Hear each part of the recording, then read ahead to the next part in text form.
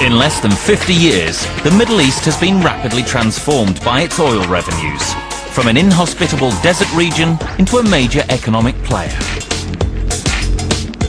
The United Arab Emirates and Saudi Arabia are now home to some of the world's wealthiest people.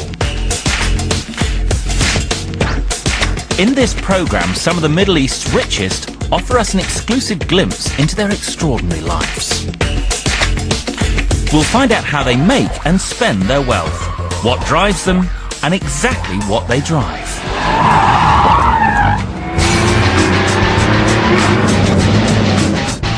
We meet four very different men with a shared desire for success.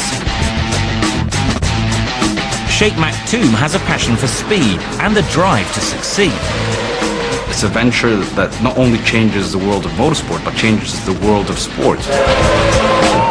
Sheikh Hamad has a different coloured car for every day of the week. This one is Saturday, Sunday, Monday, Tuesday, Wednesday, and Thursday. And that one is the Friday. Sheikh Al Jabba is a hotel magnate with a fierce ambition.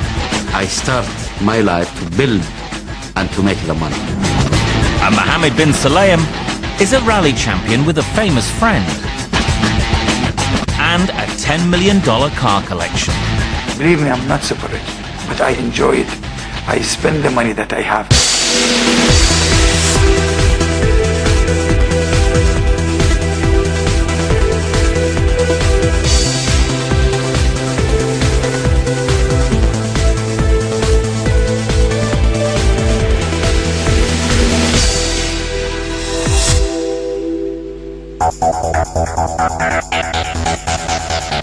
Dubai, one of the fastest developing and wealthiest places on earth. Determined not to be dependent on its oil reserves, this emirate has set out to reinvent itself as a major player in tourism and the business world.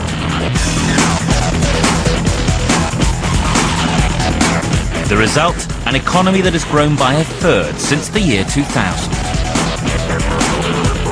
Amongst Dubai's most well-known landmarks is the world's tallest hotel, the Burj Al Arab, often called the Sail.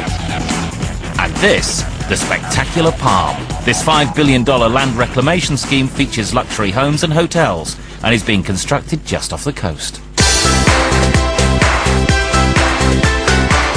Key figures in the current economic explosion in Dubai are the Maktoums, the ruling family.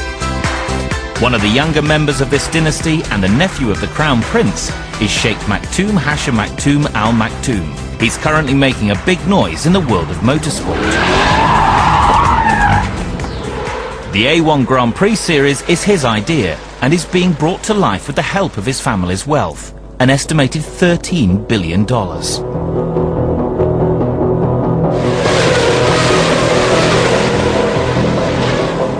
At the age of just 28, the Sheikh decided to turn his love of motorsport into a business. His vision for the A1 Grand Prix, known as the World Cup of Motorsport, is to rival Formula One. The A1 series features 25 drivers from 25 nations, each racing identical cars. It is a race between countries rather than individual drivers.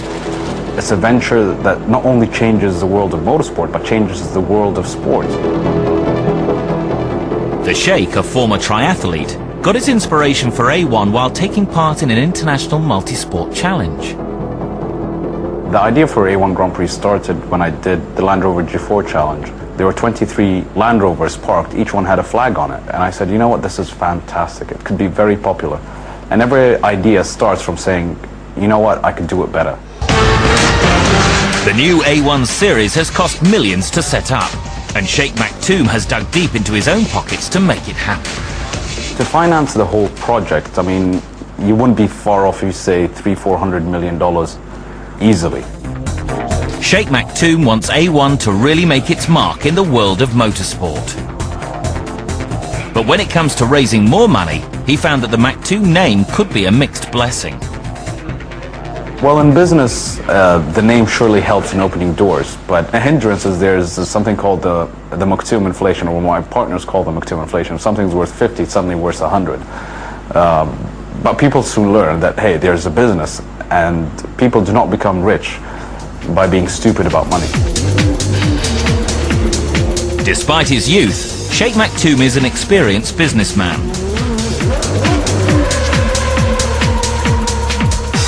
After working for his father in finance, he became CEO of a family company, selling everything from DVDs and denim to oil.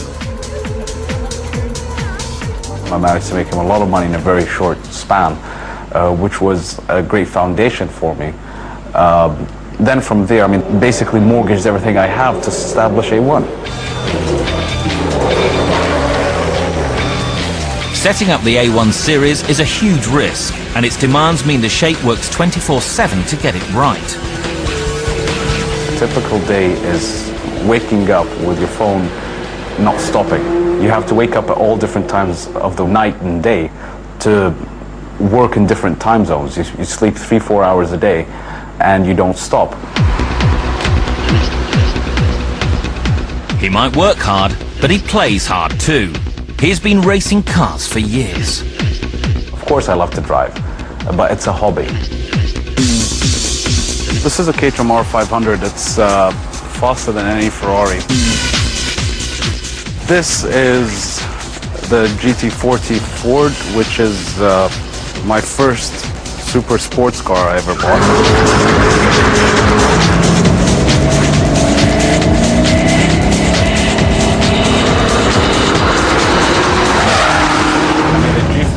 Experience in a car like this is unimaginable, except in a GT car or an F1 or an A1 car.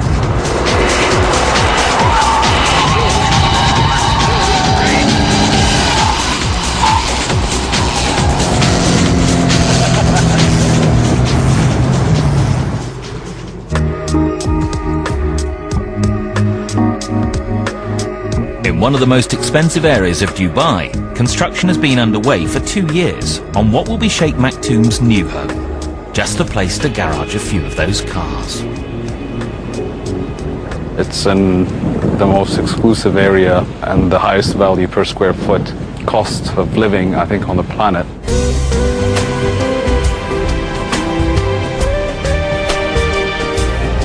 Very big grounds, and it's not cheap to build.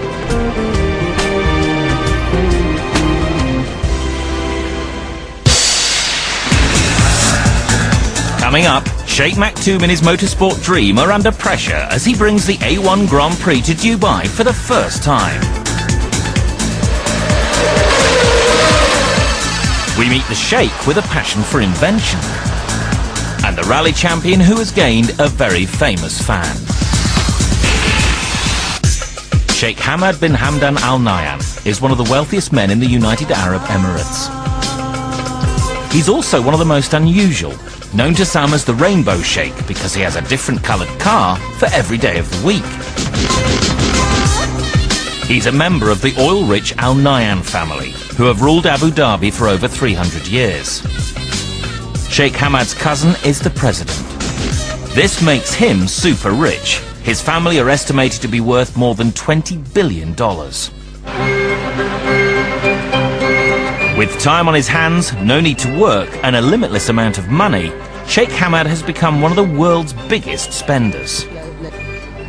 We never put money in the bank. What we get, we spend it. We get, we spend it. But he likes to spend it in enterprising ways. He's best known for his eccentric constructions like this, a replica of Noah's Ark that he built for his children to have birthday parties in. Sheikh Hamad's main home is this palace in Abu Dhabi, which he designed himself.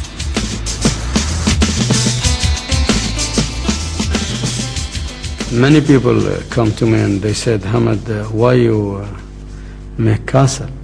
Because of our history, you know.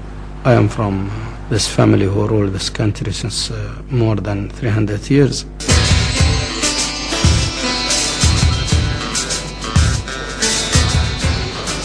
Here the lounge. Inside, he has installed some special touches for his guests and family in the lavish communal lounges. This is where we sit normally and we meet our people. This is from British Airways. We have the mirror, we have the TV, telephone, and this is a speaker and the wash basin.